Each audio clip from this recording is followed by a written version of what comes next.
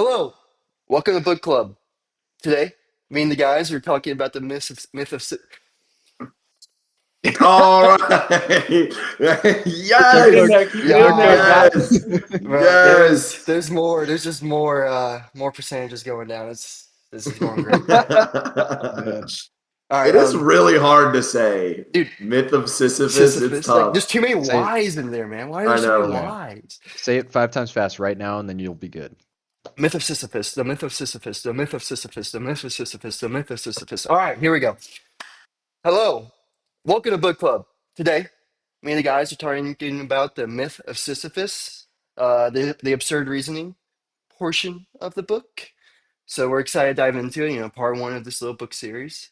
But before we do start talking about the book, what's going on, guys? What's been happening in life, huh? I know for me, Hey, I've had a lot of stuff going on personally. yeah. Sorry to just dive right into me talking, but yeah, I just got What's going married. on, guys? I've had a lot of stuff going. That's To be fair, he has had the most going on recently. Yes, he true. definitely By had. far. He It's not messed up even the close. I recording, then he had have. a wedding, then he had a honey. Oh, Yeah. Oh, sorry. we're I'm already really into excited it. to talk about this for the first time. Like, The surely, first time yeah, Yeah, ever. the I mean, very first time we've this discussed could be this. great. I'm like, yeah, no, dude, this is our first time going over the book or this portion of the book. I mean, yeah, first time going over the book actually in general. I'm super excited Yeah. because this was a really good section that, Yeah. It was great. I And I'm I've read. excited to open up all my brand new thoughts with you guys that have never seen the light of day. No, Never been there's Yeah. shared. nothing that Honestly, has I've this never even thought information. these thoughts in my life. They're very No, new. not Yeah. even while you're No, reading the book. nope, they're literally new. I read the book like an hour ago, man. This is new That is already. how it goes. Hey, So, that's my job. I'm supposed to be the guy who reads it an hour ago. Oh Well, and it man. looks like can't you've be been two replaced now, people. Seth. um, Well, anyways, what's been yeah, going on, Howie? Since you uh, had the big the news, what's the big audacity. news?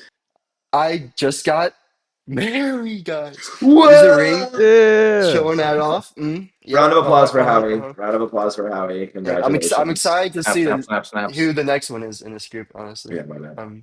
I am excited to see that because yeah, that's gonna be actually a really exciting part about the book club. Is Dude. just seeing our lives that go on Actually, throughout as we go. that is actually going to be a very nice little touch going back to the first episode, seeing where we Yeah, were at, seeing where we're Yeah. at. that's wild. Hopefully there's no downfall. That's Oh all I yeah. Hopefully, really hope. Hope they're I probably would do. We're reading some good stuff. I think I, that's true. I'm optimistic. Exactly. Oh, Just like my marriage is gonna be super. I'm so excited. Yeah, Yeah, I'm so yeah, yeah. excited. yeah. You just got back from the Um, honeymoon, yeah, right? the honeymoon was great. We went to Colorado. We did our first half in Fantastic. Boulder. A lot more naturey, a lot more local. There's like a whole like mall strip of definitely some local shops in there. Some a couple brands here and there, but honestly, not much. Um, it was really cool. There's this one honey place that I don't know if any of you are honey fanatics or not, but like Which my brings us to today's sponsor. not naming any names. All right, if you want names, hey, the email's open. I don't. The email's open. If I haven't put that Oh, email in the description, I'm going to. But no, Artisanal it honey. was really cool. That was really cool. There was just so much cool stuff. My wife and I, Nicole, whoa. we're talking Yeah, I about was it, about to, is and that a little different to say now? Is it? It's dude, real. honestly, like looking before we actually got married, I would say wife sometimes. It would slip out. Like when I was like at work, and like obviously, I have to put in PTO. People know I'm leaving. I'm getting married, and I would say wife a few times. I it just when you know. It's if it's natural, Yeah, it's When you natural. know, you know. he's Yeah, got a head start. exactly. And so yeah, so we are talking about that though, and how Boulder is definitely like the atmosphere and the vibe wins over Denver, whereas Denver, the activities are just there's so much to do, so much cool stuff. We went Mhm. in. I don't know if anyone has heard of Meow Wolf, but we went and did Yeah, Oh, that. I've been to the Yeah, one here in Houston. yeah, that was really they're cool. sick. That was Yeah. nothing like I was expecting, but it was so cool. And so we did that. I mean, they had like that aquarium, a zoo, nature and science museum, escape room that we just loved. They had some really good pho. We went to this pho place, outstanding. That's We had crazy. Nicole and I had pho in College Station once because I was like, I was trying to get her to try some pho, Mhm. and that was a big mistake because College Station pho terrible. Yeah, I don't Yeah. know what we And expected. and Worst so I pho. planned this pho place in Denver, and I know she wasn't like the most excited about it because of that past experience. But then when we were having it, she wanted to go again. We actually ended up going again because she liked it There so you much. She go. was like, I turned her around, so that was good. But yeah, no, I mean overall, the wedding was amazing. Shout out to Seth here for being willing and helpful to stay to the very end and help us Yeah, with the drive and everything like that, and the brand new whip, Seth. yeah. The brand new whip. Yeah, Hmm. I've already been congratulated by multiple fans, which I met at the wedding. So that Yes, I'll that's make was sure to true. get that, put that the picture of your license plate out there so everybody knows which car is yours. oh yeah, so they Yeah, can, I be have like, that. "Oh, hey, It's you're probably gonna be on part the of my video. favorite podcast." Like it's great to see you. They can follow you Um, home, find out where you live, get all your information, you know? Dude, I don't see any problems with that, especially if you get big, and like you a bunch of start getting recognized. I'm sure people would love to yeah, know where you live and stuff. So there's couldn't be anything wrong with that no, possibly. And just no, just like I've never talked about this book before, I don't see any problems with that idea. So, Yeah. No, and all it's right. speaking of which, we are actually, after this video is posted, we're going to be posting the picture of Seth's new car's license plate in the book club Discord server. So, guys, go ahead and Oh so join yeah, us. make join We'll sure do make up. sure that. Feel you link free to that in there, sign up for that. Howie. I will put a link Join in our up description. Yeah. Um, if you want and to yeah, see my so license if anyone plate. wants to know, it's going to be in this episode. It's probably going to be like every episode as well as our Spotify, like just overall description. Mhm. Yeah. Seth's license plate as well as the Discord server link. Can And we make a separate website just for Seth's license plate so we can just link it directly, link to the image? Well, I think this idea is great. I don't have any reservations about this at all. And then, guys, what I can also do is I can make it like people can like share public stuff. So that way, if someone finds out like Seth's address, they can post that on there too, That's a great idea. right? But it That's a becomes like great an idea. interactive thing. We start like Just people like can do We really stuff we on. really care about the fans and what they have to say, you know? Yeah, yeah, Seth most of all. yeah, Seth yeah. loves the fans. You guys really care about them, and which is why you're making sure they can have a very personal relationship with me. Mhm. Exactly. Specifically, just you. Yes, Just me. yes. Great. We'll drop Seth's address so you can send us gifts. Like, it's the It's YouTube channel PO box, all right? It's Seth's apartment. my apartment That complex. is a book Oh, club. Yep, that's book club mail. All yeah. goes there. That's great. Well, yeah, I got a new license plate with the new car. It feels good driving around in it. I like it not falling apart on me all the time. Um, But that The must feel so mental peace that's you must have great. nowadays. yeah. Oh Yeah, yeah, it's fantastic. It's literally been a life-changing purchase, ironically. that's Um, awesome. yeah, so cool. So, but and now I get to pick a new savings goal. So that's pretty exciting. I haven't thought about it yet, but I'm excited to start moving towards the next thing. Maybe a Before you house. say it, it's not going to be a house. Ah, He beat me to it before no, not a house, not yet. Thinking right now, I'm literally thinking new computer. I'm not going to lie, which isn't the really? smartest thing, but it's getting bad over here. Like there's Your workflow might, it might benefit from it. that's It's an true. investment. True. That's I like this. I like these 100%. guys just not like nonstop validating this idea. Your That's energy is fantastic. amazing, Seth. Let me just tell you, the energy you're giving off right now, You want to get a fantastic. powerhouse, before all the AI data centers take up all the GPUs and True. all. So Mhm. If I True. wanted to do that, I should have bought one like 5 years ago. We're that future is upon us. that future is now. Yeah. Yeah. Yeah, we're here. We're here. Speaking of the Well, future that's now, what's going on with you, David? What's going on in everything's been pretty Leo's life? same old. Good old business is going well. I just recently finished one of my own little personal projects, a hobbyist machine that I will now get to put more time into making jewelry eventually and getting that hobby and Ooh. starting my other projects. I have a line of projects that I'm going to be working on within the coming weeks. And so, one of them's already done, which granted it did take a lot longer than I wanted it to, but it got done. And that's all that matters. So Mm-hmm. next I'm That's gonna do cool. is make a birdhouse. Because I fostered a bird that fell from its nest for a little bit. It ended up dying 10 days after, which I'm not gonna lie, did kind of ruin my day, the day that it died. Then I felt a little better. I gave him a little grave right next to my other dog that passed away years ago. So he's chilling now. But Oh, for that reason, so I never have to foster another bird or have to go through the pain of losing that bird after putting time into it. I'm going to make a birdhouse because those motherfuckers literally made a house in the exact same spot that it fell over last time. So I'm going to give them a place to actually do it so it's a little more safe. That's You guys awesome. Because have I will learned not be. nothing. Dude, you've They been busy, learned man. You nothing. have been busy. I Yeah, know. man. Connor, you're the last man. I've been working, Save the man. best for last. That's all I've been doing. Working. Just working. HVAC killing you, huh? Dude, it's the busy season. I'll tell you what, it is busy. Yeah. I am averaging like working 12 days in a row with 2 days off right now. Man. 12 days, 2 days off. Hey, dude, That's that's just more time with the crazy. glue. I don't know what you're complaining about. Yeah, he's acting like he doesn't like the glue every day. Like he's not looking Listen, I forward to bring up that the glue first whiff one or two, maybe every six morning. times, and then suddenly I just huff glue all day. Yeah, it actually was the You're the sixth glue. time that got me. That's the one that really brought it home for Yeah, your boy. That's I yeah. mean, I but I'm still proposing like a glue huffing episode. Like I feel like we could really, dig deep into some deep philosophical concepts yeah, after, a long day at work for Connor. maybe we could have like an episode where we're all just together and we can all just pass the glue around. Yeah, you would like that, huh? Yeah, Yeah. Pass Connor. the glue around. I think it would make us closer. I really do. Connor's like, See, At, yeah, they're at that's a not some great point, they're idea. if they're You not know even what they gonna say?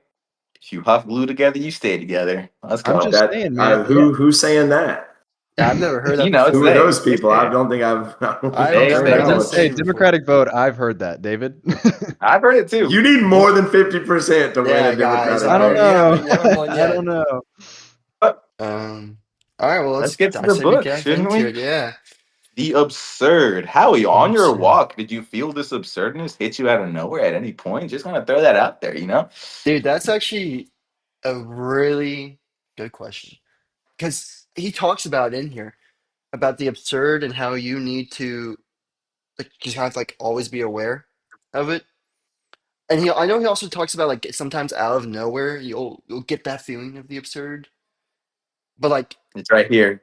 At any street corner, the feeling of absurdity can strike any man in the face. see, I didn't get like that feeling, but I did kind of keep on trying to remind myself of the absurd. And it's definitely really hard when you're on like like a honeymoon and just enjoying like Reminding trying to yourself of enjoy the your Yeah, absurd. a time very with your grounded newlywed life wife. moment. Yeah. But I did try. See, the thing is, like, I did try to remind myself of it, but like, honestly, like, even if I did, it didn't definitely did not change the way I would act, like I acted or anything like that, Mm. You which I know, think is what he wants you to do, but I don't. it's definitely a. I think that realization of the absurd is a stepping stone more than anything because he says later somewhere in the. I'm gonna have to look for it, but somewhere in the book, he says you have essentially two paths of you hit that realization of absurd, and then you either go back into routine or It's like you do the same thing over and over again, and then you have that feeling of the absurd, and you're like, wait a you second. can either go back or you can take that feeling and use the realization of the absurd as a stepping stone to expand your brain maybe It's like I don't know. red pill, blue pill kind of thing, you know? You can't Mhm. Yeah, just go yeah, that's a back to good way to look at just it. you can go back to being like ignorant in a sense, and just keep on living like, this life where, it's the same repetitive, same thing all the time. Or you can like make this realization and be like, yo, this is absurd. What like why am I just doing this same thing over and over again? Like, am I not bored of this? Am I not just like being mindless? Versus, the, and then like make that the realization and be like, I should do something with my life. the big quote that I from this chapter that will hold that I 100% even to this day continue to think about it is you learn to live before you learn to think. And I think Yeah. that ties in perfectly into what you're saying. That yeah, you're learning to live first. You get into that routine, and then you have this realization of the absurd. And what do you do from there? Yeah. You can learn how to think, or are you gonna go back to just living? Yeah, and but I do think that there's like kind of, because I guess for me the question becomes, when do you pick one or the other? You know, when you encounter these ideas, when is it your mind telling yourself that what I'm doing right now is not working and it seems ridiculous and I need to be separated from it? And when is it just a moment of, I guess, weird lucidity where you have to tell yourself, well, right now, this isn't the time for this. Like what I have going on is what I need to be doing, and this idea isn't really like benefiting me. Because I think there's honor in both of them. I don't think I think to read this and to take away from it that life is meaningless and that I should do whatever I want is not at all what he wants. It seems like he's very clear about discussing the idea that like pure nihilism and ignoring, you know, the fact that sometimes things in life do matter and it doesn't really make sense why they matter, but they do, is actually really important to like living a fulfilling life. And just to kind of come back to like the main thesis of what we're talking about, which by the way, if you guys didn't know, this book's about suicide, or at least that's how it opens. Yeah. Is that he pretends that you shouldn't do that. That suicide is not the answer. And I think your initial response to the idea of the absurd, the idea that it's like, why am I doing this? What is there any cosmic meaning in this? And the answer A kind of greater being purpose. no. Yeah. Is I think the first initial response is always, well, then like, what am I here for? What is the point of living? Right. And in a I'm weird really way, excited to see where he takes this. yes. Yeah, because Because this again, this the very beginning seems very, it seems very nihilistic. It's a very, reading it for the first time was, okay, what is this gonna, where's this gonna take me? Where's this thought process going to lead? This, in a sense, seems kind of depressing, the Mhm. first part of the book that we read, but I do remember recall that he later does go on to say, you know, must have been this chapter with life being meaningless, or maybe I'm just pulling stuff from some other source that I've also listened to or read or whatever. With life being meaningless, you can essentially attach your own meaning to it now. And that, even though it has a nihilistic start, has a very optimistic end. Yeah, and I think skipping a little ahead here, but that concept of attaching your own meaning, I think for me personally, that was very difficult, especially when I was younger, because it was like, well, like I create this meaning for myself, and then a year later, I learned something crazy that changes the way I see the world. And now, what was the purpose of that? Like, why did I even do that? Like, what is the point of ascribing a meaning when it constantly changes? But in some ways, he asserts that that is the point of life, Yeah, is constantly searching for that meaning and and under and that's sorry. there Go you ahead. go. Go ahead.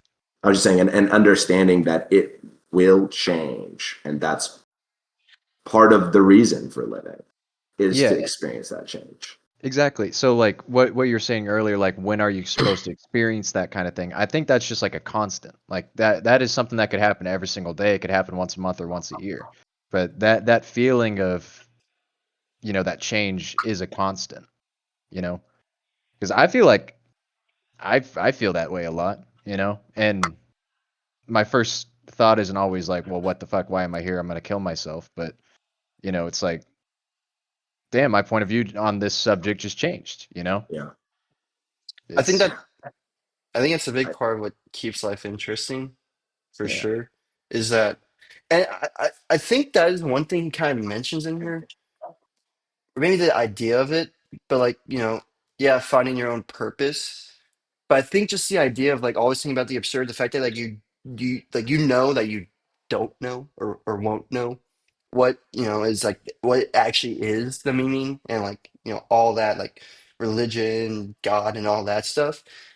I think that's kind of like this idea is like hidden in there, where because you don't know and can't know, you do have to in a way kind of be malleable in a sense, be malleable to new things because like you can't know, and the best you can do is just try to work with what you're given, and sometimes you're given something new and it just changes, and I wouldn't look at that as like a bad thing per se. Um, glass half full kind of guy. I wouldn't look at that as a bad thing. I would look at it as like, yeah, I mean, like, yes, you did have this idea before, and it's gone now because it's been changed. But it's kind of like what David says, stepping stone to something better now. It's good to think of it because like if you're changing it, I mean, hopefully you're changing it to something like a better perspective than you had before. So you've kind of like improved or maybe matured or something in a way, right? Right. Because I feel like the flip side of that is like if you decide not to change and your point of view is, I guess to yourself it might not be bad or evil or whatnot, but in like an overall sense to like society, if that point of view isn't not like necessarily the good one, and you decide to just, plant your feet and stick with that previous thought of like what you've thought before rather than changing your ideals, then that's a bad thing, So I think it is a good thing to if it is that scenario, I guess. This is where it gets kind of convoluted, because it's kind of too broad at that point. But I feel like Yeah, if it because is, you see what I'm saying? yeah, because like what if you encounter new information, but it doesn't change foundationally? Like you stay strong in your beliefs. Is there weakness in that? Like, is Yeah. there like I think that should Hmm. they you strengthen your just belief. I think I that I think it adds more to your let's say belief or your morals. I don't know if belief and morals would be using the same aspect in this scenario, but if you're getting new information and your beliefs still stick without you having to force them to stick, if you know what I mean, Mhm. I think that strengthens those beliefs in the first place because even this information is in changing that Yeah. thought.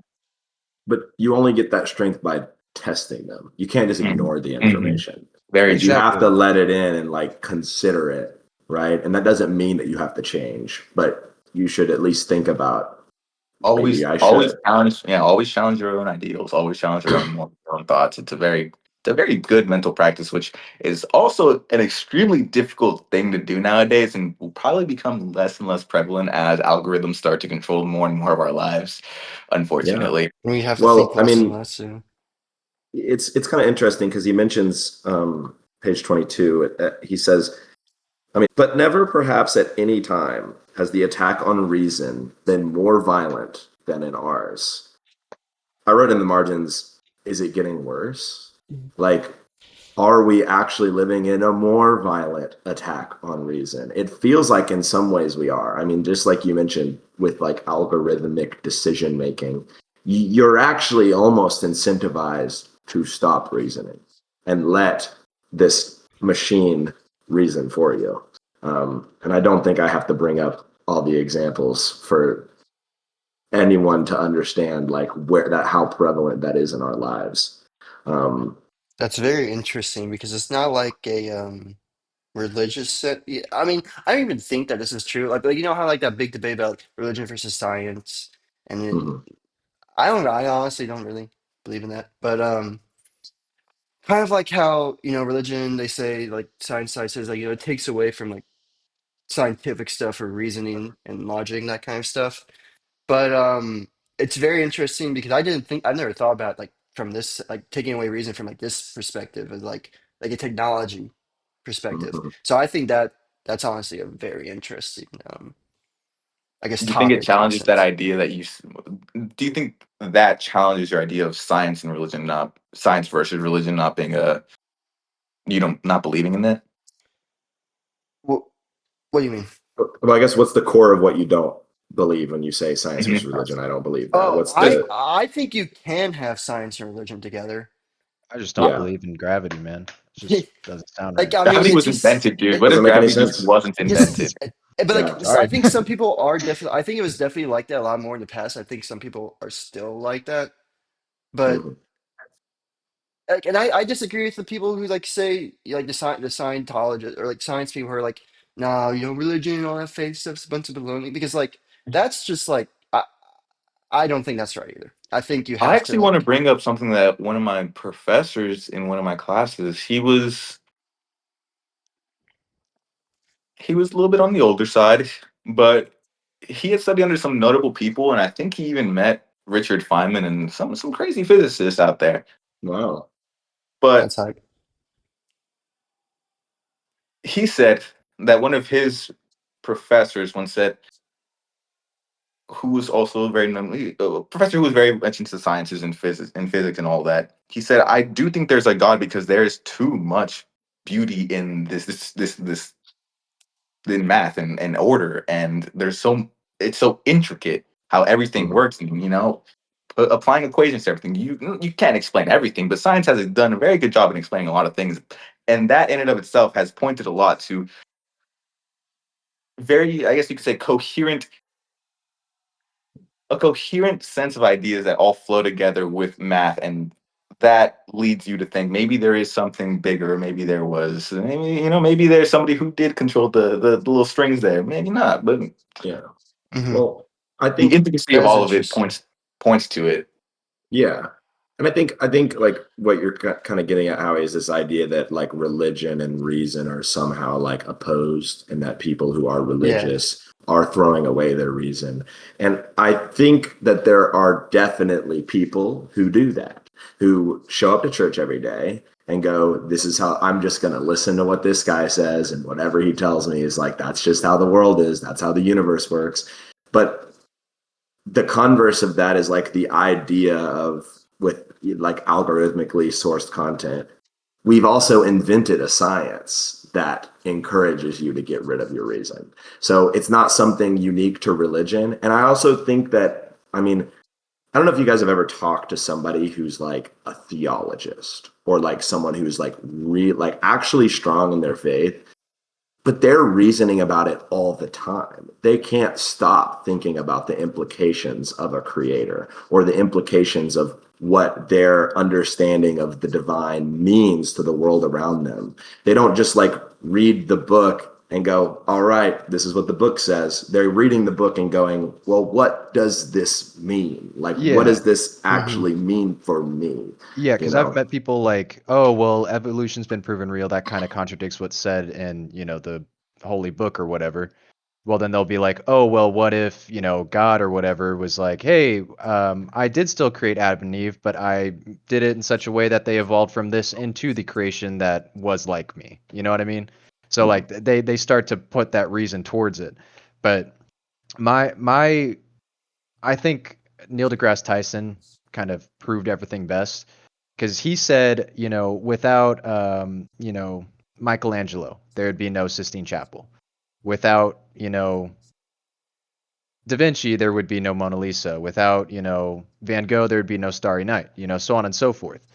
But if Einstein wasn't there to prove relativity, someone would have proved relativity eventually, because Oh, interesting. science is not created, it's proven, you know. Hmm. It's So discovered. it's Yeah. exactly, it's discovered. Mm-hmm. It's something that is found. It's not something that can be created by someone else. Einstein is been or not mythifized, but like Mythologized. mythologized. Thank you, for being the one who discovered relativity and all these other things. So we think, oh, you're an Einstein, you're a genius, but that's just he's being the one who's credited for the discovery. He didn't actually create it. Newton He wasn't just over here, found and he's it. like, what if everything was held to the ground now? And everyone's you like, know whoa, this guy Whoa, holy changed the shit, I'm not game. floating I Everyone just can't anymore. starts. fly Everyone's anymore. already been floating, and Noon's like, "Wait a Yeah, second," and everyone just comes falling down. I'd be so He's mad. just jealous. He I'd be couldn't so float mad. I'd be stuff. like, why No, did you I just know, do dude. that? This guy, This man. fucking Like, Newton what? guy, I hate this Dude, dude. we're all floating. We're having a great time. Bro, I think though that like that's a really interesting argument for like absurdity and reasoning right there. But then again, I understand people, with their point of view of like there has to be a creator and so on and so forth, because of all these things that have happened in such a way that they've just lined up perfectly. You go outside and nature is beautiful, but everything that man has made with science is ugly, for the most part. So it's Yeah, like there has to be a God at that point, right? I mean, yeah, everything that was here before is beautiful, created by a divine person. Everything we make is ugly. What about the yeah. art And though? Like Da But Vinci we're but and we're yeah, but we're what about Those the thinking. are Starry all Nights? angels. They're angels, all right? oh, Okay, Michael wait. Angelo, I'm Something just that I saying. that I want to go back to just real fast. I feel Angelo. as though what you just said, Connor, takes away from the fact that humans themselves are nature. Humans are Yeah, nature, but isn't human nature? Because this is another philosophical argument. Some yeah. people think humans are born with malice. Some think malice is Oh, created. going to this one. Oh yeah. So that Dude, that kind of boils down to that point of view. Which one do you believe? Do you think humans are naturally evil and then we learn to be good and are or forced to be good by society? And then there's some that are just naturally bad and stay bad, like Bundy, and then they go and do horrible things. You know? I feel like if we're forced to be good by society, it's not doing a great job right Is it now. It nature or could nurture? really Dude, work on that a it little takes bit. so much more energy to be a good person than it does to be a bad person, and that Yeah. is the unfortunate truth. That feels like a point for the born with malice crowd then, like it feels like unfortunately it does feel like being good in this world, right, is against your nature. It's something you have to fight to do. And maybe, and again, this is another conversation that we've had in previous clubs, but like, is that something that is like born within you, within your soul, or is it a product of the incentives that are in our society? Right. Like, are humans just bad and we have to try to be good? Or have we created a system that we as humans just follow the system we've been given, like just try to find the way. I mean that is something incredibly human. That is like kind of what science is, right? Is like looking at a system, dissecting it, and figuring out how to exploit it for our gain, right? And we've just gotten to an interesting period in human history where the natural systems are no longer what we're dissecting and exploiting. We're dissecting and exploiting systems we You created, created. yeah. you Mhm. know I had a talk with someone very close to me recently, and where I was kind of like, man, we just be making up problems now. Like I like, and this just goes back to the absurdity thing where I think about like my top five biggest problems, and I'm like, not a single one of these is food, shelter, like a real life threatening issue. They're all like these like much higher order issues that I'm trying to solve because we've made a system that has problems. It's like, I don't know. Right. Like, because, like, for example, a lot of the things that we do participate in society are inherently unnatural, like, to human nature. Like, stress was initially a thing that was evolved into us or planted into us, depending on your religious beliefs. Um, sorry. But was, but inevitably was something like, you'd get stressed because you don't know if that fucking wolf is about to attack you or that wolf's about to attack you, you get stressed, right? Nowadays, stress is like, oh, I'm going to be 5 minutes late to work. I could get fired or I could get a pay cut or something like that. That's Yeah, unnatural. yeah, It but didn't used to be that way. I, what's I so don't know if interesting I about disagree with that? that. I kind of Okay. think You it's disagree? natural because Well, I think it's like you're under, I think you're still under distress. It's just different scenarios now. But I but don't my think my that, point is like I think it's an unnatural response to a scenario that isn't life or death. Like to have that same feeling of, oh, this wolf's about to attack me, I'm gonna die, to, oh, I'm gonna be 5 minutes late to work. You know what I mean? yeah, but I think that like what's stressing you out isn't like, oh, I'm gonna die if I'm late to work. It's like, oh, if I'm late to work, they might see me as a slacker, which might mean in the next round of layoffs, I'm the guy they consider, which means I can't make money, which is how I make food because I don't know how to hunt. yeah, I don't it's, know how to make any of this myself. Without the money, I might die. And I think that, like, in the moment, it's like not life or death. But I think most of us subconsciously extrapolate like the potential outcome of this thing, and suddenly it does become life or death. And I think something that's really interesting about this, my sister's studying neurology, and she mentioned how like if you're stressed all the time, it will actually, you will gain weight because your body is going into a life or death response and thinks, I need to save all the calories I can just in case I can't eat. And so like in a weird way, it's like you might not see it immediately, but like your brain is going all the way down the line and going, this might affect my ability to eat food, you know? Right. Um, yeah, so it's maybe, an, Because maybe the scenario is unnatural, but it, I do like eventually I think it is natural to get to the point where we have work and you know, we have jobs, whether it revolves around money or even trade or something like that. It I think that that point is in a sense a natural evolution. I'm just gonna say a natural evolution. And in that sense, like things become more complex. And I don't think adding complexity necessarily takes away from the naturalness of the scenario. But I don't know. No, I see where your headspace is at. I just, truth be told, I'm more leaning in towards that. I think the most unnatural creation humankind has ever created is capitalism. I'm sorry. I No, but actually heavily why? disagree with that. I I feel yeah. like capitalism is the humans recreating natural selection. That's like, I you know, completely That agree. is a thought that I have 100%. never explored. No, Interesting. 100. yeah. I have had that thought so many. I'm a big proponent of natural selection. Just to put it out there. That Classic natural selection enjoyer over And here. I'm sorry, guys. I think I might have canceled the podcast, but no. I'm actually Connor. I don't know if you know this, but we might become enemies. I'm a supporter of capitalism. So Okay. That's I crazy. am There we not. We go. might be enemies. We're this discovering is our diversity of thought. I I just, just think that it allows. Okay, one.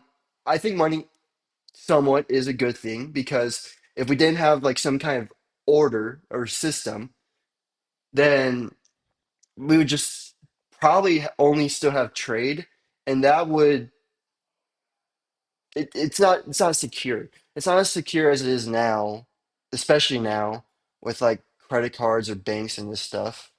And it could lead to maybe more chaos or something. I don't know, but I I just think that it allows people to be more creative and come up with new ideas because it's a challenge in a sense.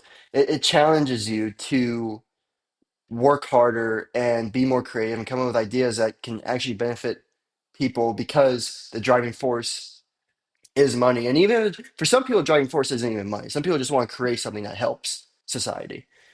But at least it's also incentivized through money in I Yeah. think capitalism. it very Innovate much or die. depends on the stage of capitalism that you are at. yes. So here, And the resources you have available to you Yes. to innovate. Okay, in a perfect world, okay, guys, in a perfect world, There you go. I'll add that Because stipulation. I'm not okay. I'm gonna get back to repeat this from our last talk, but I do think so. Capitalism being an our created natural selection, to a sense, I feel as though it also has played heavily in allowing nihilism to be a little bit more prevalent and a little bit more reasonable to have a nihilistic outview of the world because I would say we are in late stage capitalism right now. You know, a little, What do you mean? we're really Things are in there. going You What are you know, great. talking What are you talking about? about? You Yeah, don't like things our are weekly dose of amazing. gladiatorial combat known as the National Football League that's in bright rolling colors where we reward people with It's generational great. amounts of money for catching a ball and that's surely not late stage. Like surely we got a couple stages after this, right? no, no, Yeah, it come on, has to man. be Those another guys earned stage, that right? money, man. Also, disclaimer, I love the NFL. So before anybody thinks I'm a sports So hater, if we ever get a I love sponsor from the football. NFL, it's we're I do actually all follow for it. the Yes, sheeple yes. gladiator combat for sure. Yes, I do. It's entertaining. But I do think that this very much comes down to the person to person, obviously, and how you decide to deal with this nihilistic outview. You know, this absurd depends on how are you going to take the stepping stone, and it doom scrolling being a more prevalent. You know, even doom scrolling having its own word now. It's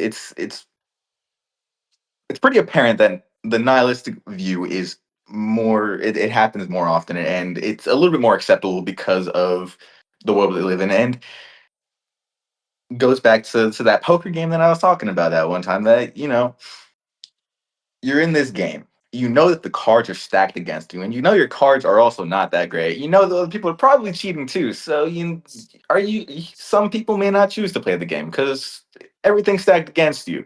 You're gonna be like, why the fuck am I gonna play? Let me fold my card. Let me doom scroll on my phone. I don't need that shit anymore. There's no point in it. So there's that nihilistic view. Or you could also take that other route, saying, you know what?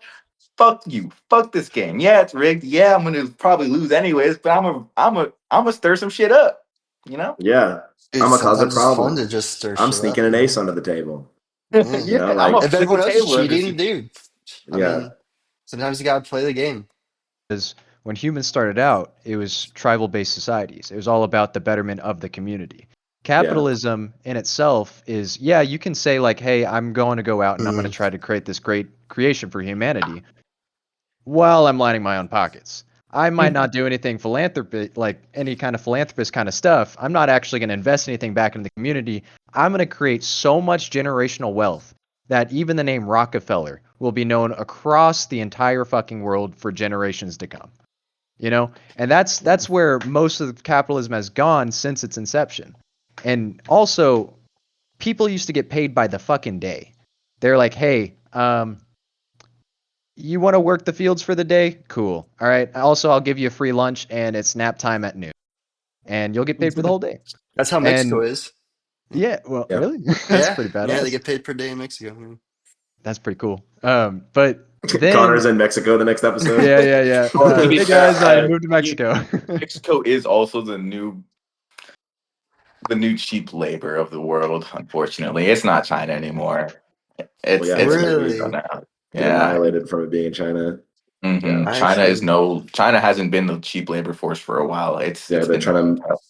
trying to move up the manufacturing chain, which is why it's kind Interesting. of confounding that we as a nation feel like we want to move back down it for some reason.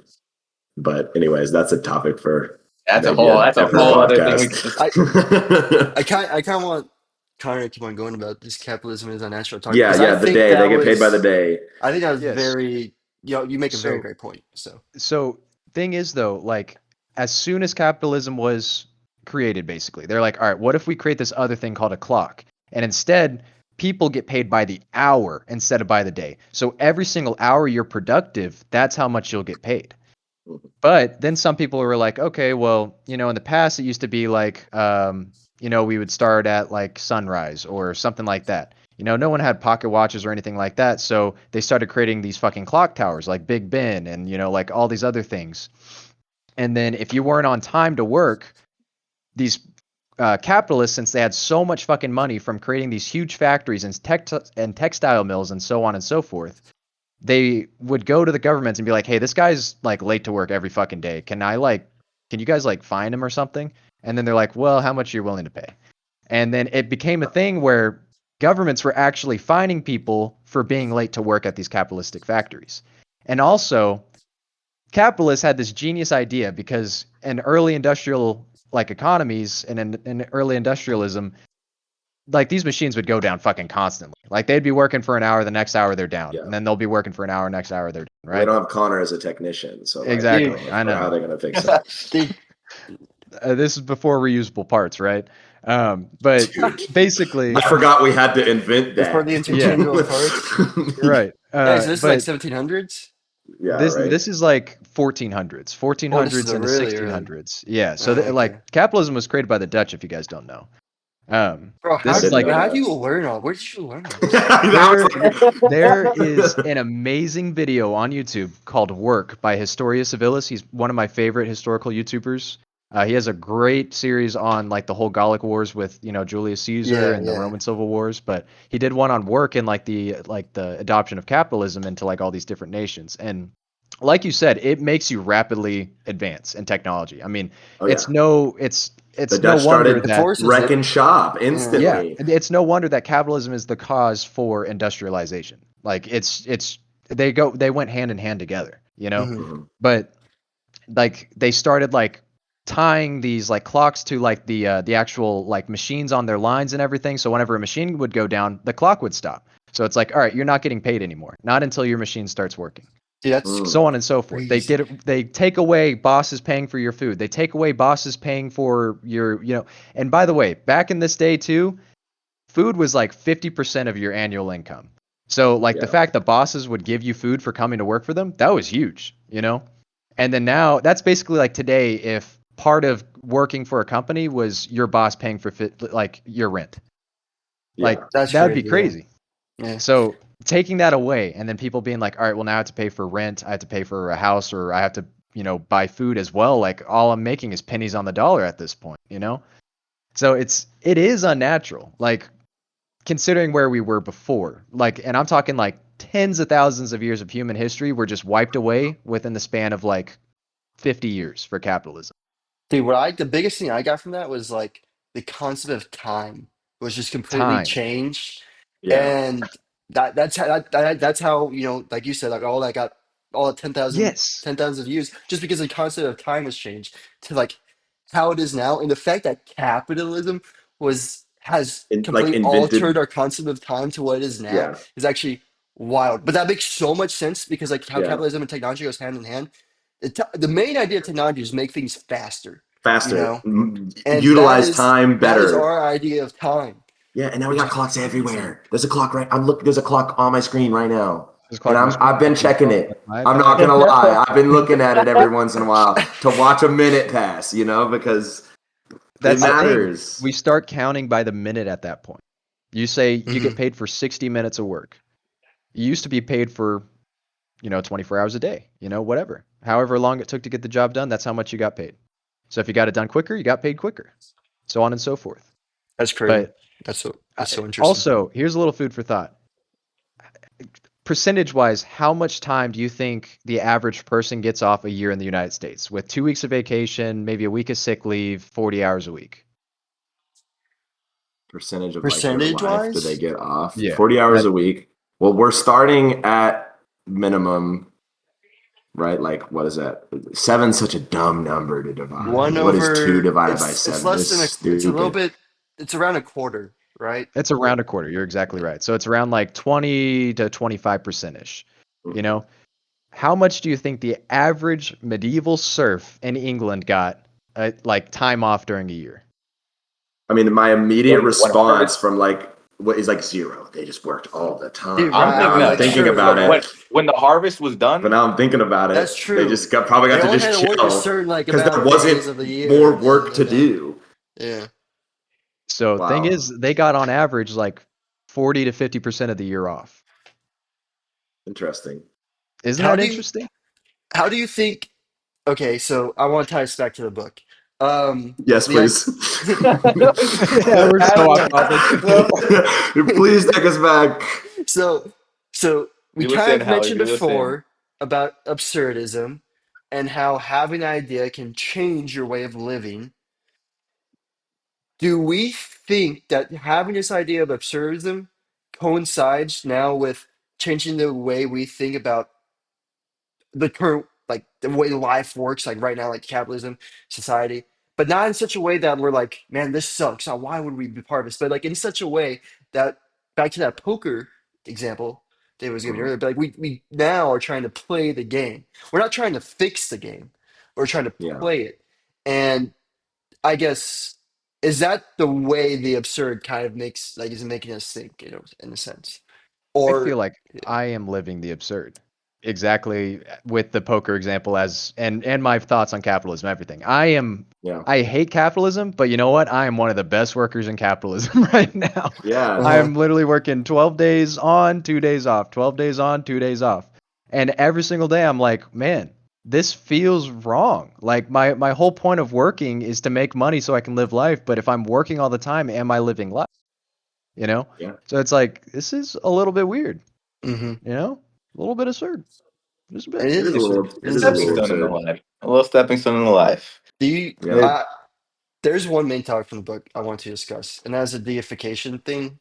Um, do you think we deify capitalism in the way that like all these other philosophers deified, like got to the point where they reached the absurd, right? They were like Mhm. tickling the absurd, and then rather than being full force on it, like how Mr. Camus was telling us to do, instead they turned away from it and ended up just deifying something else, whether it was like logic or reason itself, or just the fact that they're like, no, I mean, the best solution is just to think that there is a God. So that way you're not like depressed all the time. Um, do you think that's maybe in our society, because all those philosophers like back in the past, not how it is now, that it we can kind of turn that deification process into capitalism, you know? I Where think we that's do the deify new, capitalism, and I have a yeah, very good example. All yeah. right, well, go ahead. You can't. You're just gonna say that. You got to drop it. Cold War. Oh yeah, Okay. and Rosie Riveter. Yeah, literally for 60 We can years, do it. We can if work you were really hard. if you were anything but capitalist, you were considered a fucking treasonous asshole. And Yeah, that is something devil. that's so Um, ingrained in our DNA. it was Mm. literally like akin to the Salem witch trials, where we It were re- killing people because we thought they were unholy, and it's like You're a dirty rat, aren't you, guy? the I just same got back like from the wall. reaction, right? And I think, That is and I so mean, interesting. even Camus even mentions this. There's a quote. I just was just scrolling around the book, and I just happened to said, I can't believe I just said scrolling around the book. You're Um, scrolling. You're just Oh, scrolling yeah, through Dude, the this book. you're and this it, lost. You're guy, lost. yeah, man, We've that's this lost I'm you. lost. guy. I'm lost. But it says he says, but like suicides, gods change with men. Where like the concept Mm. of what are we deifying, right? It's going to be a target that changes, and in some ways, oh man, think about like rain dances, right? Like they didn't understand like how rain worked. And so your solution is to just like, some people were like, well, it just rains when it rains and it doesn't when it doesn't. And some people were like, actually, I'm going to make it rain now because that's how I want it to work. And Yeah. that's kind of like what has gotten us to this point where like somebody was like, well, you work when the harvest is, and when there's no harvest you don't. And then somebody's like, well, what if we just kept working? What if we just kept like moving forward? And then someone was like, well, like the lightning happens, and I guess that's just part of it. And then somebody went, but like what if I could Could create harvest lightning? lightning. Yeah, right. Yeah. Like it's literally some like, I think the absurd. It's like it's all the way back to the beginning where it's like you run into this thing and you go, you're forced to either go, this is how it is and I have to accept it, or I am not, I'm going to change it. And I think that in some ways that is one of the most important things about reason, and one of the things he touches on a lot in this book is like all these previous philosophers who've come to the idea that like if you have reason, you are despair. Like if you have reason, the outcome is always something horrible and sad and depressing, right? And Camus is like, no. If you have reason, yes, you understand that it doesn't make any sense, but you also can understand that you can make it different. That it doesn't have to be this way because the way it is right now doesn't make sense. And you can push it to something that does. Flip the And poker table. yeah, flip Yeah. the table. We're playing checkers now. Damn Okay. straight. We're doing And something all better those than cards you had, they don't matter anymore. I think that's very interesting though, because to me it sounds like the common theme is don't understand something, deify it. And that makes me think like, do we really understand like capitalism? Because we did that deification, like Connor made that example, and probably still are doing that deification. Like, do we just not Mhm. understand? Like, just and what does it mean to understand capitalism? Like, is that even like what does that mean? What does that even mean? And I Does think it it's me. mean letting it do whatever and seeing what happens? Is that what It's understanding is? the hedge fund guys. They No, understand capitalism. Dude, Yeah. I don't get it. I don't fucking get it. dude, but like, I don't think capitalism is understanding. I think it's like more so understanding people and then using it to your advantage to get money. You know, I think that's how it's gonna be with technology too. Because right now we definitely do not understand No, we why are it's so living good. in unprecedented times. We No, are so We are confused. in, yeah, we are no. going into the We are fog. so We are It, lost. in the fog right even now. people who are like at the head front of it don't understand. They're just trying to make it better and just becoming better. And that, I mean, they'll probably get. I mean, I could see ChatGPT, if it's not already low key, being like deified as well. Honestly, or Yeah. not just ChatGPT, but like AI in Yeah. general, right? And I honestly yeah, think we're already getting to that stage partially Yeah. because yeah, it's going to be this next big thing. It's this generational change. It's going to change the game, the workforce. It's going to change everything. Mundane, it. And for some people, it may just be their new form of thinking, ChatGPT. Yeah. Hopefully, and I would like to think that for the majority, it's not. But man, who knows how future generations are going to grow up with it? dude, Yeah. And oh, it I depends think on so like much. Yeah. I'm really happy again. I always think about that, the Marcus Aurelius quote where like, what better time is there to philosophize than now? And I Mm. think that like that idea, it's like I'm so happy I'm reading a book about the absurd because I don't know about you guys, life is insanely absurd It right now. is Like it's Mhm. so weird. crazy. It's Like so weird. It what's doesn't make going any on right sense, now, The jokes are guys? right? writing themselves nowadays. Yeah, Yeah. I literally wake up and I'm like, oh, that's crazy. That happened. Like, Dude, you know, that's the fact that fucking like global leaders can like just hash out like this whole fucking battle on Twitter right now is yeah, insane to me. yeah, like They're in like, front of oh, everybody to see. Like that's say that weird. again, I'll fucking bomb you, I swear. Yeah, right. I'll Meanwhile, see there's And I you, just think guy. people meanwhile, there's just people like just sitting watching TV or like on the lake or like just just living like regular stuff, and then there's just yeah, all this crazy like overhead, what's yeah. going on? And It's so crazy. I think like for me, I don't know what you guys. It's been a struggle to figure out what to do about that. Like, how do It's I it's been cope with extremely that? difficult to compartmentalize everything. It because you really got to get good at that. You really need to be able to separate it because there is just too much crazy. There's too much information. There is again the jokes write themselves nowadays, and honestly, shoot, sometimes I feel like I'm just living in a well orchestrated TV show because my fucking god, there is some crazy shit going on all the time. It's like Truman Show. We're all in the Truman It Show. Yeah. really is. Well, Not I'll But I see to you think, guys again. Have a good morning, have a good evening, and have a good night. such a great movie, honestly. well, I think one of the first things he kind of mentions, and obviously we're gonna get more into like how he actually wants to approach absurdism in later books, but I near mean, the end this of is him this just setting up everything section, for yeah, the rest of the book. Yeah, yeah. he Yeah. talks about how I love this, but he says, I must say that what counts is not the best living, but the most living. Um, and he also says, a man's rule of conduct and his scale of values have no meaning except through the quantity and variety of experiences he has been in a position to accumulate. And I think it's comforting to know that, like, regardless of what's going on around me, that what really matters in life is continuing to live it and push the boundaries and go somewhere new and do something different and and part of that is just getting older, like that's just free new experience for you, But like he says something like in that same area though, where he's like, all right, yeah. So on page 63, he says, there will never be any substitute for 20 years of life and experience. And it's the idea of, it's not, it like ties back into like not just the best living, but like the most living. The idea of that 20 years, if you are actually experiencing, like gaining, like experiences through those 20 years, that is worth way more than just, let's say, 50 years of just sitting on the couch, watching TV, going to work every single day, coming back home, drinking a beer or something, and just watching TV and then like on the weekends too, just watching sports all the time and just doing nothing, right? No real nothing breaking the mold. And that's kind of like, how it goes back into before, we have the feeling of absurd, and then you can go in this direction. It's like, wait, whoa, what's happening? And I love that idea, honestly, because I completely agree with the idea of how experiences by going out and gaining new perspectives, whether it's like something entirely different than like, something you look at and you're like, this sucks.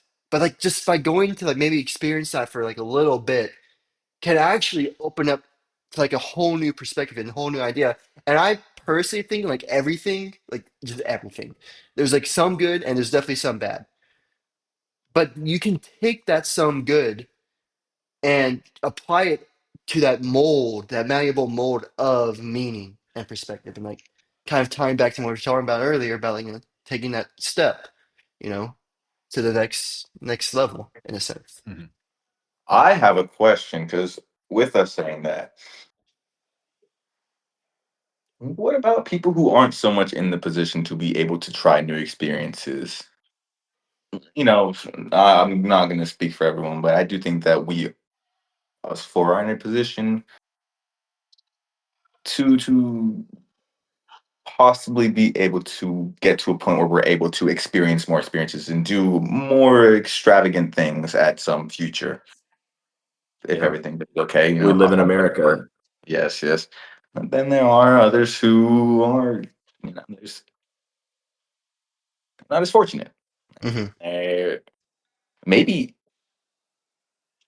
because I was thinking about this. Maybe what if people who may not be as fortunate, to them, their experience that they want is that mundane life of having a normal job, getting home, having that routine. I guess it is just all to who. It all just depends. It depends on who it is that you're asking that what they value. But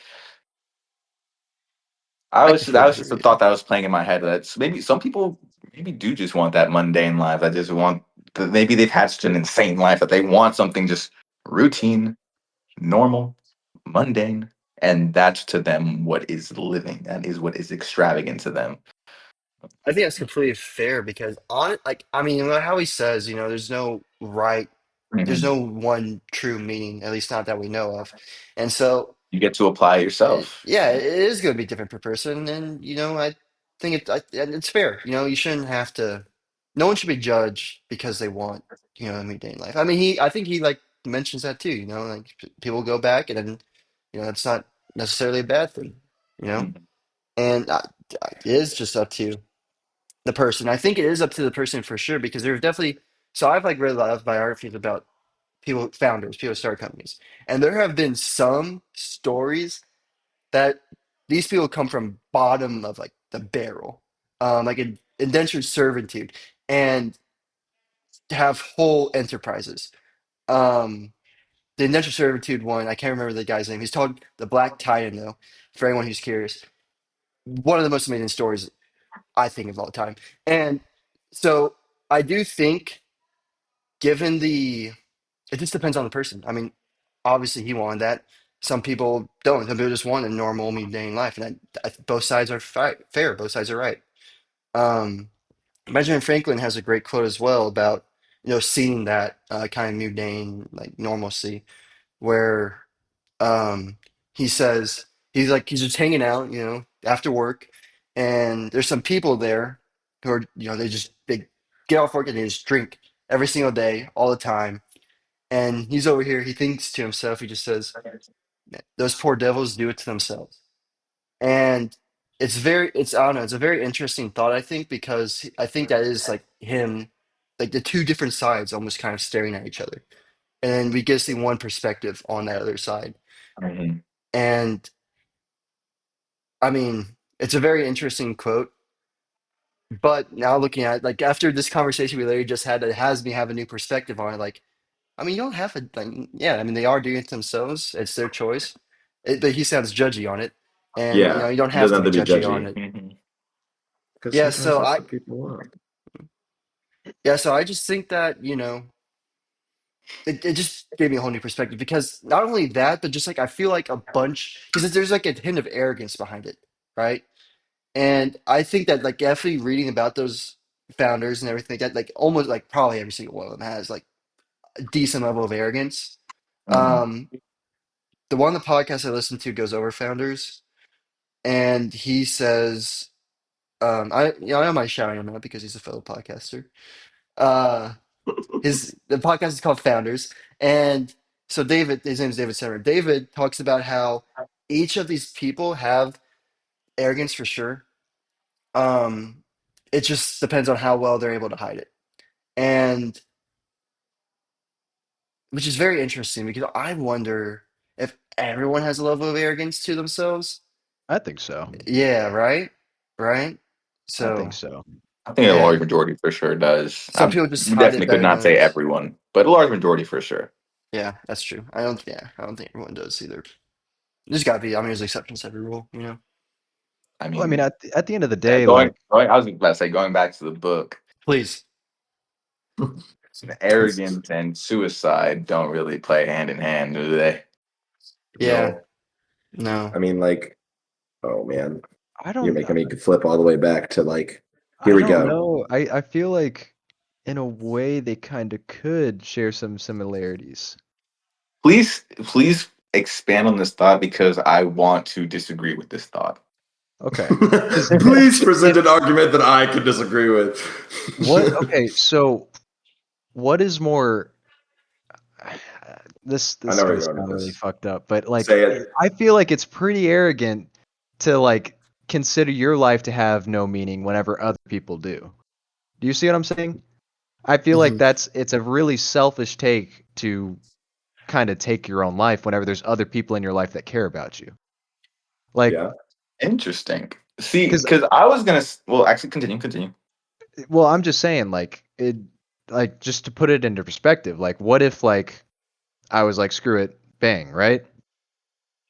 Then you guys come back to book club, and then you're just like, hey guys, uh, you know, like you see what I'm saying? Or Hmm. like, I've known you for like Yeah. over a decade at this point, David. I'd like to think that you'd be pretty shook up about it, you know?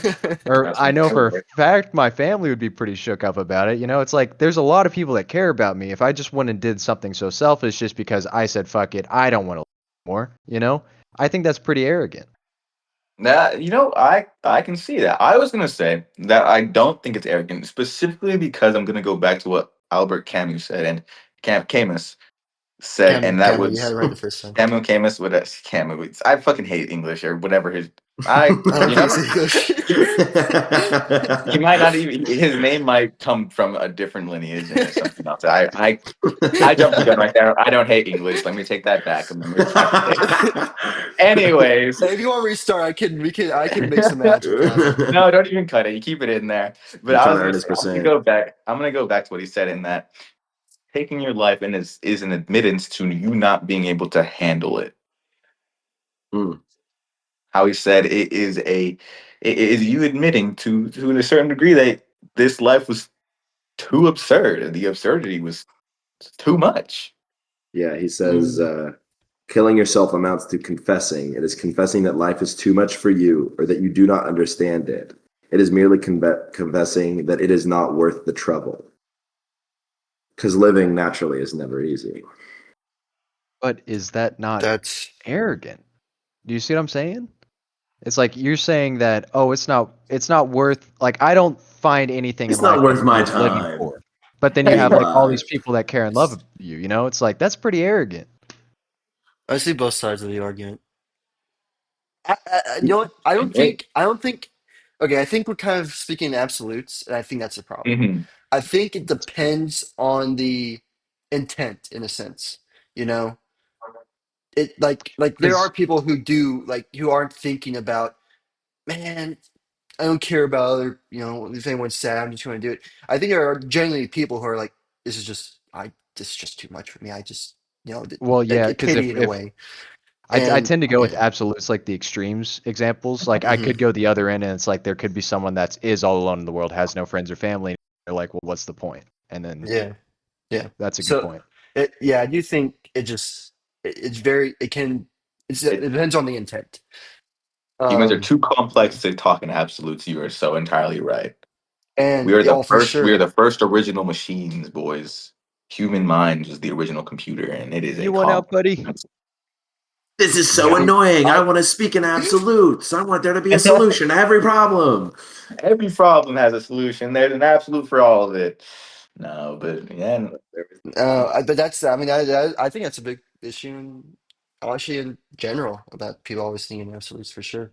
When everything's just really, I don't think life is everything's gray. It necessary. ain't black and white. I don't think everything's necessarily gray. I think it's just humans are Unknowable. too complex to have the same feelings and opinions, and so doing the same thing does not mean the same intent or the same like Mhm.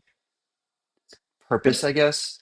So it's not even. I don't even know if it's necessarily gray. It's just humans are too different to I mean, to Yeah. speak in have you abstract. guys ever tried to research like nutrition?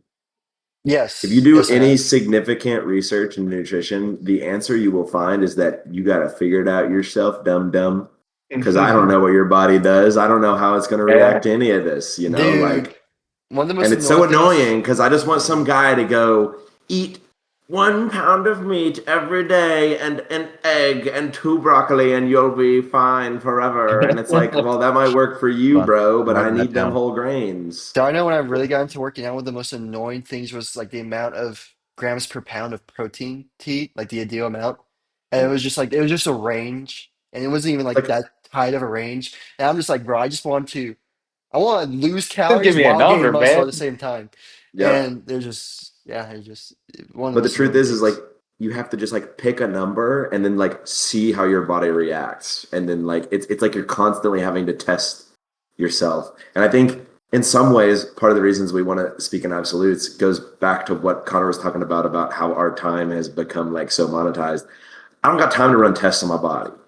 Okay. I was I actually just thinking that because I was thinking about, yeah, the patience of it. The patience of the trial and error is, man, you want the most convenient, fast way because that is how we have been wired in this few generations of technology really being in our brains, really being a part of our lives. You want the most fast, convenient method. Oh my.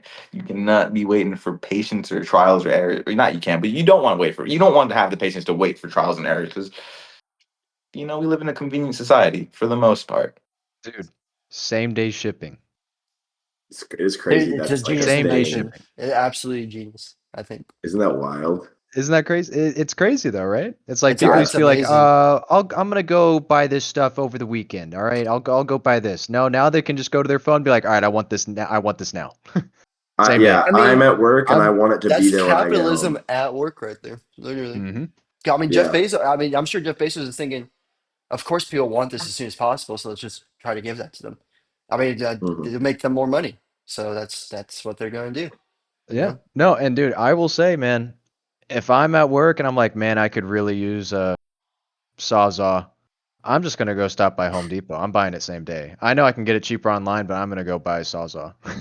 Time Yeah. nowadays, I honestly feels much more of a commodity than it has been in the future because the big tech corporations, your time is their money. time is money, Yeah. baby. Your attention Time is is a money. commodity. I mean, there's a reason Google paid Apple billions of dollars to make their search engine the default search engine because they want your time. They want your time. You are a product. Yeah. They're not offering this for free. Yeah, it looks like it's for free. No, sir, no, sir. There's always a caveat. And that caveat, unfortunately, nowadays is us. It, Yeah. not even the consumers, but the employees too. You know, like with return to office, everyone going back to office. I guarantee you, a big part of that is that way companies at least have like know that you are working and have that you are giving the company your time. You know, Hmm. there's more supervision, more surveillance by going back to the office in a sense, and plus you're not like less distractions too. And that's not me saying I don't agree with return like back to office kind of stuff, but I'm just trying to say that like not only like the consumer but like the employees too. At the same time, I think it's fair. I mean, you're paying these people to like work for you, so you should have their time. But yeah, I mean, it's, like everything like it really is Yeah, just I based didn't on really think time. about the employment part. I was definitely thinking more of the consumer because it's for me, it's what's been that big change in my brain is that I don't want my time to be anybody else's commodity anymore. I want my time to be my own time now. I don't want my time to. I don't want my. I mean, what are algorithms for? They're so that they can get your attention the best, so they can keep you glued. So it's learning it the best possible way to keep your attention because it wants your attention because your attention is money for the machine. Social media, man, you just gotta delete the apps. You really just gotta delete the apps. Mm-hmm. Yeah. That's Seth, part of it. You And really as an app deleter, I will right there maintain with that that you. is not a bad idea. But I No, also think that I think of for me, I think it's better to kind of recontextualize your relationship with them because It's a tool. It's a tool for both ends. It's a tool for you yeah. as a person, but it's also a tool for other companies to get money out of you. yeah, because I think the way I look at it, and I watched a very interesting John Green video on this is like what an analogy for the internet. John Green and Hank Green. John Green's analogy for the internet was cigarettes. And it's like, someone has created this thing that's like really hard to go without, and you think about it all the time and you want to spend all your time doing it, and they found a way to make it a commodity. But Hank Green's response is a much better analogy. The internet's like food. Okay, and you need food, but there's also bad food out there. And unfortunately, because we now, for the first time in human history, we have an abundance of food. Like we've never ever experienced that. Like we've been in a calorie deficit for literally like millions of years, And so now we're at this point where like you're not even going like, can I eat today? You're like, do I want the Cool Ranch or the nacho cheese Doritos? And there's like some guy in a room that's just entirely focused on making hyper palatable food because it's a competition now. It's not just, oh, you have to feed yourself. It's, I need you to feed yourself with my product. That's the war that's going on the grocery shelf. Don't watch this video because you realize how much I plagiarized of this. I feel like I've seen the video on my recommended page. It's multiple times, and I think I know the one you're talking about. I've never even watched it, but really the good. title itself was "You're not starving for information" or something like that. You have too much, or you're not starving for content, something like that. Yeah, I yeah, really, really like that analogy a lot. yeah. Because now we're running into the same thing that we're running with food, but it's with information instead. Where we're in the first time in human history of an information abundance, and like it's great that this information exists because people were dying from lack of information. Like that was a thing that was happening to people. Bad things were happening to people because they just didn't know things, right? But as a side effect, if you're someone in the business of selling information, it's your job to create the most hyper palatable, hyper processed, cheapest to create information, right? And nobody would tell you to stop eating food. That would be silly. But you probably should watch what you eat, And I think that like for me, step one was like, yeah, I'm deleting Snapchat. That literally provides no value to me at all. Yeah. Right? Like that's gone instantly, right? And that's like just cutting out junk food, right? But then when we look at something like red meat, is red meat bad? Depending on who you ask, yes, no, a lot of it could be bad. And I think that for me, like YouTube is red meat, and I just need to be careful and not be eating it every day, and maybe make sure that when I'm eating it, it's prepared well, because you can think about all the hours you wasted on YouTube, but think about all the hours you saved by watching somebody show you how to do something for free instantly. That is such kudos to Hank Green. He's good. Yeah, he's great. He's good. But that's why I think it's good to still delete the YouTube app, because if it really is something that's important, like you have to look it up then and find it on YouTube. Hold on, Howie. We're posting this on YouTube too. So just to be clear, don't delete the YouTube app. Watch all the YouTube. So re-roll. Yeah. Like the video, subscribe, put that little bell notification on. All right. We delete, love YouTube. In fact, delete every app but YouTube. Like get rid of all Spotify. of them. Keep Spotify too. And Spotify. Spotify. Yeah, Spotify, and maybe YouTube. one day Apple Podcasts. We will get that. We will get that. We'll get there. To theater. But until we're on there, you can delete it. It's fine. If anything, just unsubscribe from everyone on YouTube. No, we only consume our food. Guys, we're the good food. We're the good food. Yeah, you want to get the good information. Okay, that's us. We are that good information. That's us. Yeah. No, but yeah, I definitely, because I follow that same camp. If I deleted all my socials, everything, I have nothing, even the YouTube app. And damn it, I'm man enough to admit it that YouTube, it's a constant battle for me still. It genuinely still is a constant battle of some days I lose and sometimes I win, but it's something I'm slowly working on. And I really am trying to watch what I eat, and Hank Green's analogy. Dude, but it's a difficult battle every single day. And that's the thing, is like you shouldn't feel shame for having a chocolate bar. No, if you're eating a chocolate bar every day, hey, that might be something you want to be worried about, right? But like, Mhm. it's healthy. It's all about healthy habits, which are so difficult, and they constantly change, and they don't make any sense sometimes. Like Like the absurd. like the absurd. Like the absurd, bringing it Yeah. all the way back.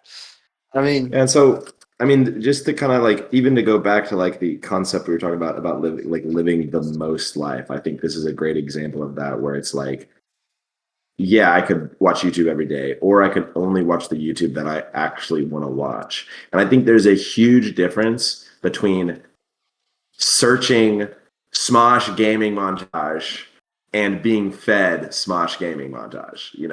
Um, we should take our mhm, agency back. That's the most important thing. that's true. We're not just doom scrolling. You know? Yeah. We're There's actually nothing wrong with using the watching a internet funny with a video. purpose. Using the internet with a Yes. purpose. Yeah, But I make like sure that. you're typing in funny video before you go and see it, like Yeah, make Make sure sure you you like actually it's look worth for the it. work you're putting in.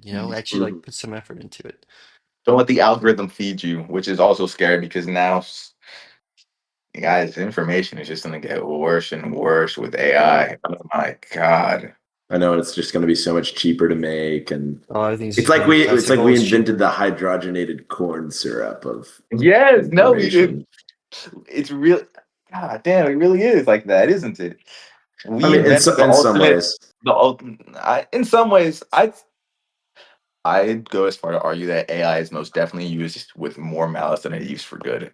I think there's more percentage of people who use AI for the wrong reasons than there are for people who use it the right reasons. I think me and I Howie don't are going to know. disagree with you here. You think It's so? just I don't think I can disagree. The issue is I don't think I can disagree. I don't think I can agree because I don't think we can know that, Absolute. basically. Yeah, we We don't know can't, that. especially, well, yeah, only Sam Altman knows. True. Well, Open not only AI. that, there's other. I mean, there's other AIs out there. It's not just Mm. Sam Altman. It's not And just Mr. Sammy. yeah, even though I mean, it is a big one because I mean they got it first. Yeah. But I mean, I don't know. I mean, there's definitely people who use it for bad, for sure. I mean, there's like a whole field dedicated to how to like safety lock, like using AI basically, Yeah. because there's people trying to use it for bad, trying to hijack information and all those I things. think this kind of goes back to it's a lot easier to be a bad person than it is to be a good person, which is I think why I have this perception that it is probably used more in malicious intent than it is used for good. I wouldn't Not Yeah. even say and malicious, maybe just unhealthy. unhealthy would be a better use.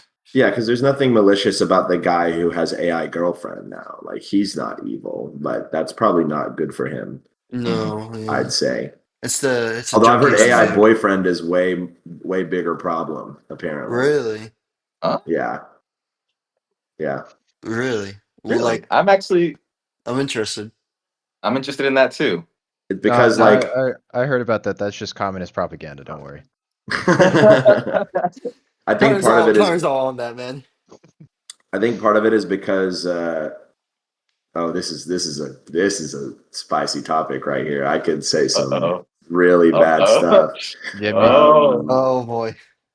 I I already said I'm a think supporter of capitalism and natural selection, so I mean, Yeah, we're doing good so far. yeah, yeah, this is Not great. some pretty taboo topics. I think part of it might be to do with the fact that men in general tend to have more issues expressing themselves emotionally and being vulnerable and like being there. So a robot that does all that instantly is way better at being a boy. Is like all like the difference between like baseline like emotional response from boyfriend online versus baseline emotional response on girlfriend online is like it's a lot bigger. The AI makes up a much bigger leap, right? Yeah. I Mhm. think AI girlfriend will have a resurgence when the image creation aspect of it is really ironed out and it looks super realistic. Then I think that will bring everybody else onto that train. But that's a Yeah, I it's don't even actually gonna like be thinking so about bad if that. that actually like That's all I becomes fear such a that that's major thing. basically already here, That's man. the thing is it's already here. Even it's not AI. Let's take the gender out of it. It's AI best friend, right? AI best Uh, Like friend. AI infinitely emotionally intelligent, AI, completely understanding of your entire situation.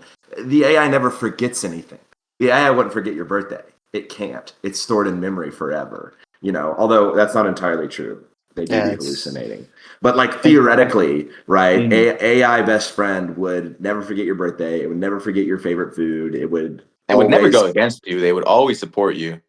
yep. And it's like, yeah. So which is like, yeah, bad. that's Not worrisome even sorry, go on, Seth. because then how do you be a normal human being? Like It how do you compete with that as a person who intrinsically is flawed with a it system that is built to be perfect? just depends on the person, man. Depends on the person. Some people can go past that and ignore it. Some people feel like they need it and succumb to it very, very easily. So Which what do you think Camus would say about this? Camus would Or we could say, even bring some Mark in here if Camus would we say, feel This "Wake like he up, shit is man. addresses it. absurd.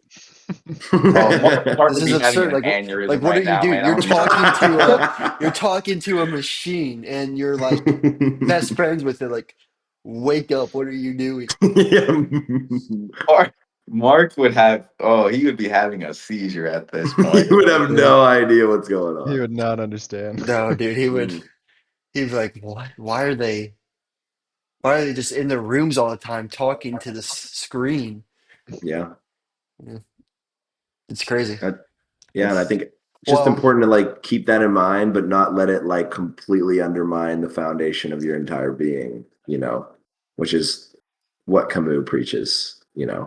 and it's hard to do because I mean, how do you live in that state of always just having this realization that there's the absurd and like honestly not be depressed, like how does one even, I mean, it is a depressing thought, I mean, all this craziness that's going around us, like everything, like all this stuff that we just kind of mentioned is depressing because it's like sad to see humanity going towards this trend in a way where Yeah. it's just people in a sense wasting away their lives, right? I mean, I don't want to be judgy or anything, but Yeah, what's that judgment there, Howie?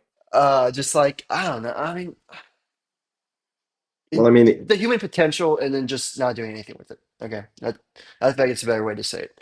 And just seeing all this and like seeing all that happen, yeah, it can be depressing. And then you yourself thinking, well, what's the point if all this is going on? Which is why I hope he just tells us later on. You know what? Yeah, yeah, again, and this first chapter was entire. Even though we had so many different conversation topics going back to this chapter was just a prelude to everything else. He was setting everything else up for He's warming it the up. absurd man, which is next, if I'm not mistaken. Which yeah, I'm really excited Yes, to see what that's all about. The absurd man. If we've the now person who established what lives in the the absurd absurd. is itself. I think this is a great setup actually because it wasn't just like what the absurd is, but also how we get to it sometimes, and then how it's very, very, very common to turn away from it, yeah, and then telling us, and then like I mean, he talks about it, and it's like, well, yeah, I mean, why not turn away from it? Which makes it very interesting to hear how he's going to say why you should not turn to get away from it and accept it, and then how it's actually like how you live in that. Oh, yeah. actually, So that to kind of close this off because I do have to go real soon. A quote that I heard in a song recently that I've listened to the song multiple times, but I recently started to really, really listening to the lyrics and kind of because I want to sing along with the song. But he says, "Learn how to dream enough to learn to live." Hmm. I just really love that. I think it's a very great, great quote. which is what Albert Camus tells us to do in Hmm. the final line, to Yeah, live. He doesn't tell us what that means just yet, but he tells us that he gives us a vague idea of what we should be doing while always keeping the absurd in mind. Which I mean, I guess we'll dive into We yeah. in will these later next episodes. episode. On next We'll do episode, the Yeah. absurd man. I hope you enjoy sitting with all these fun little thoughts we put in your brain, and hopefully we'll put out the episode, and so you don't sit with Yeah. them for too long, Hopefully it'll be soon so we can so turn No we this more. can thing resolve around. this conflict, this tension. There's no more 4 weeks in between. Yeah, I Yes, know. no. It was actually really funny though. Like I was talking to a friend about this book because I'm telling people about the podcast, not because I'm trying to, get more viewers, but honestly just because I'm really excited. Like I enjoy doing this. It's You're proud actually of it. I am proud of it. Mhm. Something I've like realized while I guess like during this recording was how I love just our book clubs, honestly, in general. And the fact that we are like saving it and like even just for ourselves, like even like Yeah. this like no Mhm. one ever like really views this. The fact that we can just keep on going back and like listen to it again, be like, oh man, that like just remind us of these ideas. No, I it really love. is because we have again, we even in just this one alone, we had so many different topics just come. It'd be a lie to say that I could remember all of it tomorrow or in a Yeah. week from now. It's always gonna be nice to come back to. It really is, and Yeah. I'm very glad that we're getting a museum for it in a sense. I like that. The Yeah. museum, The museum, the archive. the Yeah. The archive. Yeah. archives. I Yeah. love it. Well, friends, Well, but all yeah. right, boys, I'm gonna have to head out now. It was a great Yeah. book club, and I hope y'all have a great night. Yeah. You too. Yes, sir. Y'all Good night, too. boys. See Friends, y'all. good Guys. night, good night.